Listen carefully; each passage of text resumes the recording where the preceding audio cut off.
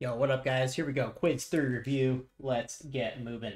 So, it says right here, we're going to be stating the leading term, leading coefficient, and degree of each function, then describing the end behavior. And for functions in factored form, also state the zeros. We're going to be learning how to factor these more difficult ones later, or even these easier ones, to be honest. But let's hop to it first. Right away, our leading term in this guy should be nice and easy. It's just that x squared. It's the largest exponent, by the way, always can be that leading term, so easy enough. Leading coefficient, that's going to be just a 1. It's the number in front of that x squared. It's invisible here. And the degree is the exponent, which is just 2. So we got that. And the end behavior. End behavior always starts the same as x goes to infinity, as x goes to negative infinity. And by the way, I'll be using the limit version of that in just a second, but it always starts the same, just like this. So the only thing that could be different are these ending points. In order to remember where it is, we use our notes that we have a positive even. We have a positive x to an even power, and that always creates this happy face looking guy, which goes up on the left and up on the right. So that's going to be going to positive infinity on both ends. Let's keep on moving. Number 2. So on number 2, let's see if we can focus this a little bit better too. Probably as good as it's going to get. All right, number 2, same exact idea. So we got a leading term. That one's going to be x to the 5th power. Leading coefficient, yet again, a 1. And the degree this time is 5. And this time I'm just going to use the calculus version. The limit as x approaches infinity of f of x equals, and the limit as x approaches negative infinity of f of x equal. It's exactly the same thing as this, just a fancier way of wording it and showing it.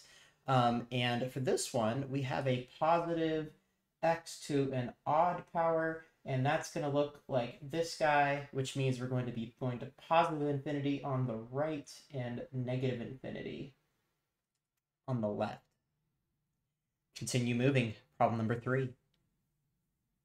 So number 3, we have to do a little bit more work because it's in factored form. So our leading term here is going to be negative 3x multiplied by 2x, and that guy is squared multiplied by x to the 4th power. If you multiply all that out there, it looks like we have negative 3 times 4 is going to give us negative 12, and then 1, 2, 3, 4, 5, 6, 7 total. I don't know why I counted it out like that. Going old school like that. 4 plus 2 plus 1 is faster. There you go. The leading coefficient is going to be negative 12. The degree is going to be 7. And I did say that we had to, function in factor form, also state the zeros. Probably the zeros and their multiplicities is the best idea. It doesn't say to do that in a question, but good habit to get into. So our zeros are x equals 0 with the multiplicity equal to 1. We have x equal to negative 1/2, the multiplicity equal to 2. The idea was if I plug negative 1/2 into the function, I get 0. But to do it quickly, it's just this number, change the sign, this number on the top. So bottom, different sign on the top. So 1 negative over 2. Continuing on, we have x equal to 3, and the multiplicity is equal to 4. It's the exponent of that factor. Last but not least, we have a negative x to an odd power. That always looks like this, which means that our end behavior is as x approaches infinity, as x approaches negative infinity. F of x goes down on the right, and it goes up on the left. Oof, I'm gonna run out of room here for this last problem. Here we go. We have f of x equal to negative x squared. So our leading term here, we have negative x squared times 5x squared.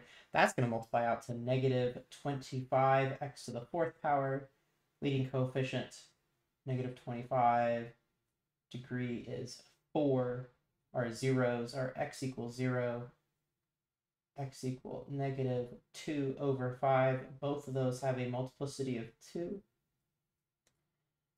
And we have a negative x to an even power. That's going to be a frowny face looking graph. For a final answer, I'm going to use the calculus version.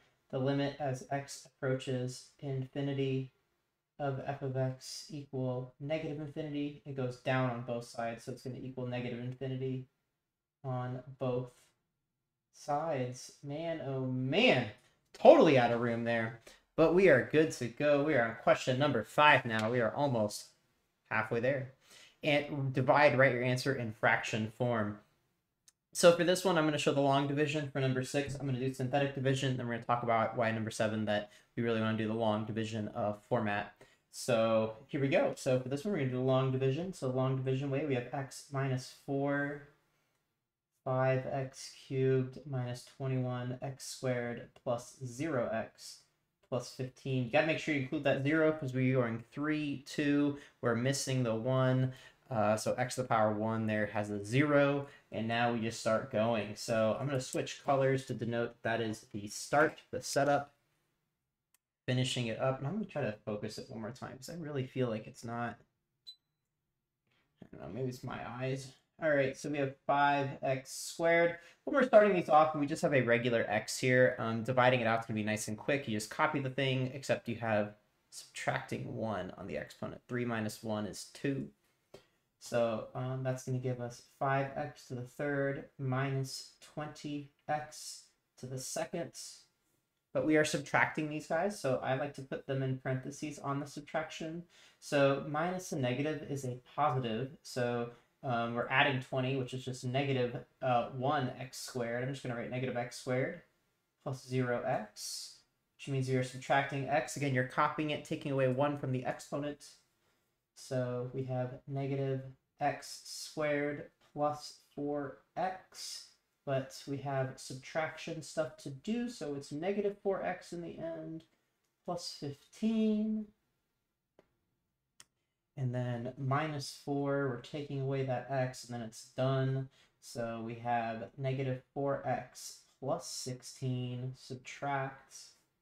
We got negative 1 as our leftover, minus 1 over, oops, I am like out of room here, x minus 4.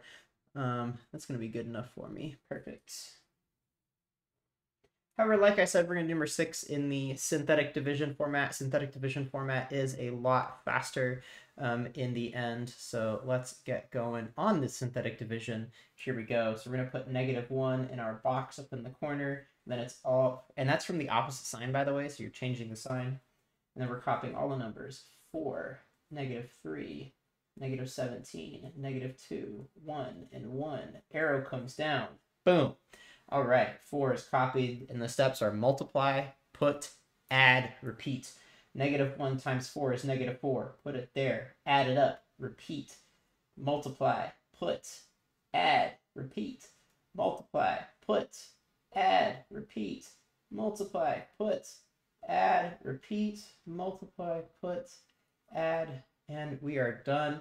I'm going to pause really quick, make sure I didn't make a mistake. Work check, no mistakes have been made. So now when you're writing your final answer, remember the far right-hand side is our remainder, and then we have a constant, and then we're increasing x by 1 every time. So we have 4x to the fourth minus 7x to the third minus 10x squared. Plus 8x minus 7 plus 8 over x plus 1. Boom, boom, boom. We're moving on to the back side. Here we go. Problem number 7. So number 7, unfortunately, will not work for synthetic division. Well, it will work, but it's going to be nasty because the 0 is a fraction, and then you're going to have fractions everywhere, and there's actually a trick at the end where you have to multiply through by what you divided by, but it's just, it's not worth the time, and instead we're just going to do the long division method. So this one we're really going to have to take our time and do it nice and slow, because if we don't do it nice and slow, then we are bound to make mistakes. So here we go. Hope everyone's day is going well. I'm recording this on Labor Day. Day off, still doing a little bit of math, but really not that much, only like 30 minutes, you know, right? Here we go, let's finish this up. So we are asking ourselves, how many times does 2x go into 2x to the fifth? In this case, it's just going to be straight up x to the fourth. So when you multiply this times this, you got to get back to here. So we needed to have an x, and we already had the 2, so we do not need that. Now we are multiplying the x to the 4th times the entire thing. That's going to give us 2x to the 5th plus 5x to the 4th, and we are now subtracting. When you subtract that guy, it ends up being a negative 6x to the 4th. Bring down that next one. Continuing on, 2 multiplies into what? That's going to give us negative 3x to the 3rd power, because 2 times negative 3 gives us that negative 6. So negative 6 multiplying now, x to the 4th, negative 15x to the 3rd. Subtraction, changing those signs. When you subtract that negative, it becomes positive. Negative 23 plus 15 is negative 8x to the 3rd minus 30x squared. Continuing on, 2 times what gives us the negative 8? That's going to give us negative 4, taking away 1 from the exponents. Negative 8x to the 3rd, and then minus 20x squared. Subtract, boom, change all those signs yet again. And we got negative 10x squared, and the 17 is what's coming down there. 2 times what gives you the 10, and that's going to give us a negative 5. And negative 10x squared, then minus 25x. And we are running out of room on the camera. Slide this up a little bit. Should be good. And we are again changing the signs. Okay. Negative 17, and then this is going to be positive 8x plus 10. And then 2 times what? That's going to give you 4. So plus 4. And we have 8x plus 20. Subtract, change the signs. We get negative 10 in the end.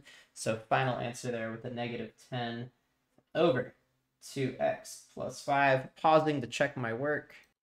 Answer key says I did it right. Perfect. Easy peasy. We are all done. Very nice. Kind of a crazy long problem, to be honest. All right. Number 8, we are now into the pure review portion of it. For problem number 8, I always recommended to do this with a calculator. I'm going to do it the long way, kind of by hand, and then I'll also show the calculator method, and that's going to be me checking my work anyways. So the longer method is going to have fractions everywhere. I think I'm just going to go pure calculator right away. So first of all, average rate of change. Remember that this guy roughly translates into slope. And because it roughly translates into slope, it's going to be y2 minus y1 over x2 minus x1. But written in the fancy way, that's f of b minus f of a over b minus a. Not really fancy, I guess the more correct version. And we're going to plug that into our calculator as y1 of b minus y1 of a over b minus a, because the y1 is going to be our function here. So this guy right here is our a. This guy right here is our b, and this guy right here is our y1, this entire thing. So we're just going to plug it all into the calculator, kind of all at the same time. I think I'm going to slide this to here, put this right there. I'm just going to tell you what buttons I'm hitting. It's too hard. Well, maybe I'll zoom out. Yeah. That's what we're going to do. A little bit harder to see everything, but point is, to start the question, we're going to hit y equals top left-hand corner. Clear off whatever you got there. Had some calculus thing. We're going to go 2x squared minus 2x, and then plus 1. Quit back to that main screen, and we got to make it look like this now. So making it look like that, alpha, y equals, enter, and that's going to give us our fraction. And then alpha, trace, enter to give us that y1 of b, and b in this case is 4/3. So alpha y equals, enter for the fraction again, 4 over 3, minus alpha y equals, enter. Oops, no, alpha trace, my bad.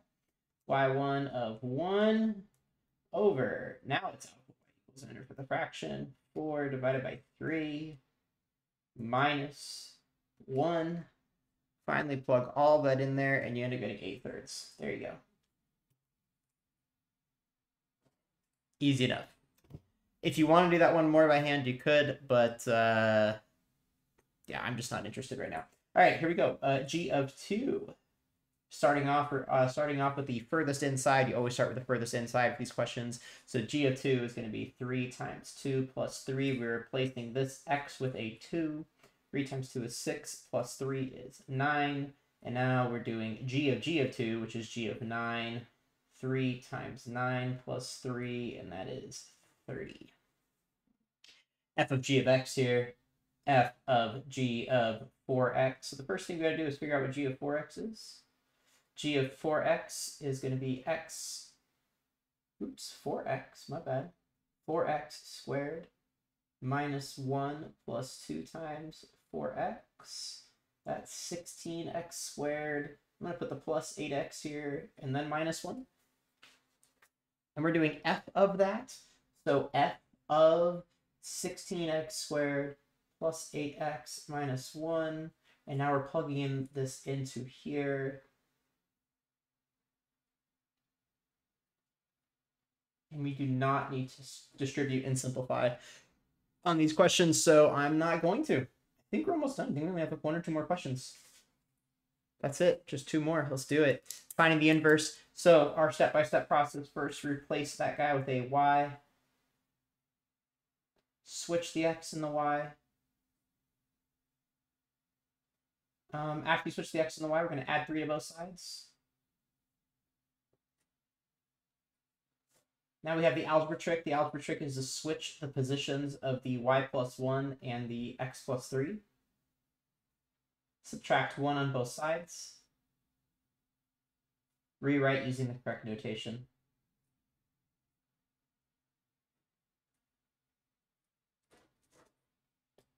Very nice.